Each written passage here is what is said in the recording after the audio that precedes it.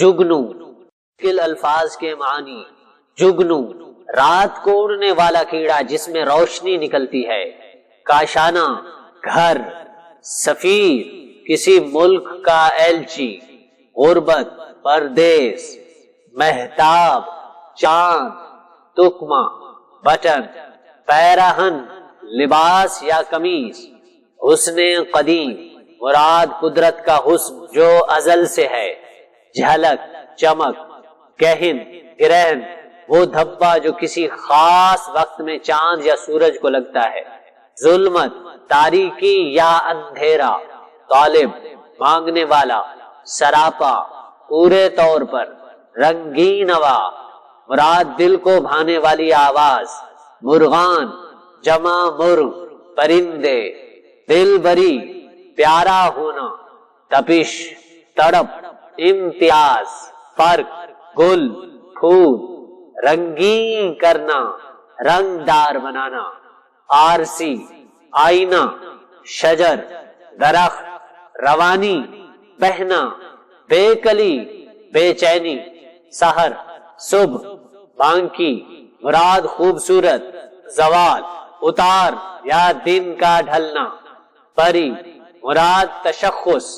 حسن ازل قدرت کا حسن. پیدا ظاہر. سخن بات کرنے کا سلیقہ. غنچہ کلی چٹک کھلنا. وہاں وہاں.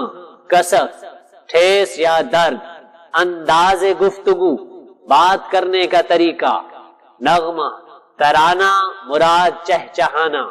کثرت بہت تعداد میں ہونا. چہک پرندے کا چہچہانا. خاموشی ازل مراد قدرت کا وجود جو بولتا نہیں.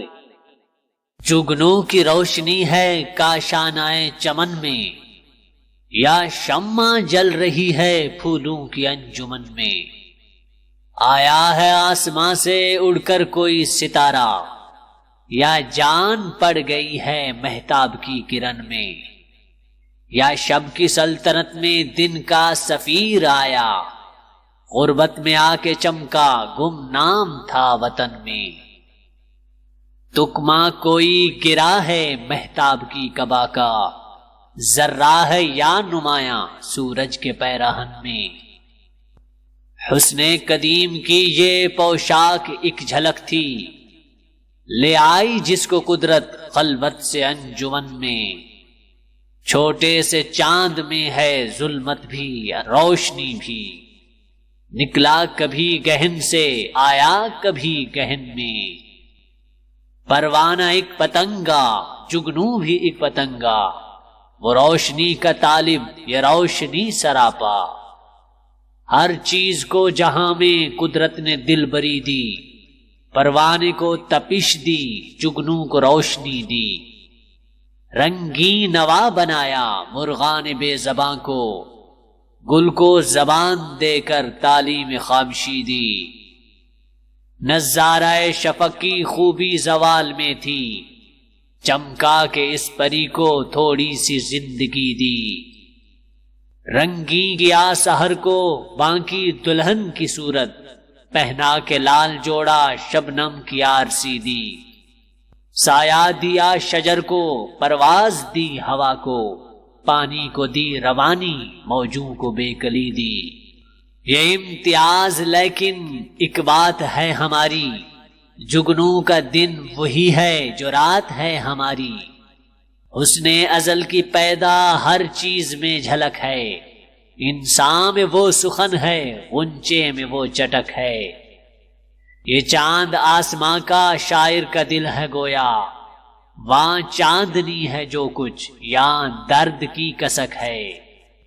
انداز گفتگو نے دھوکے دیے ہیں ورنہ. نغمہ ہے بوئے بلبل بو پھول کی چہک ہے. کثرت میں ہو گیا ہے وحدت کا راز مخفی.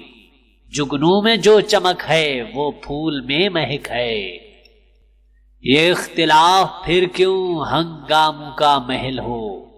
ہر شے میں جب کہ پنہاں خاموشی ازل ہو.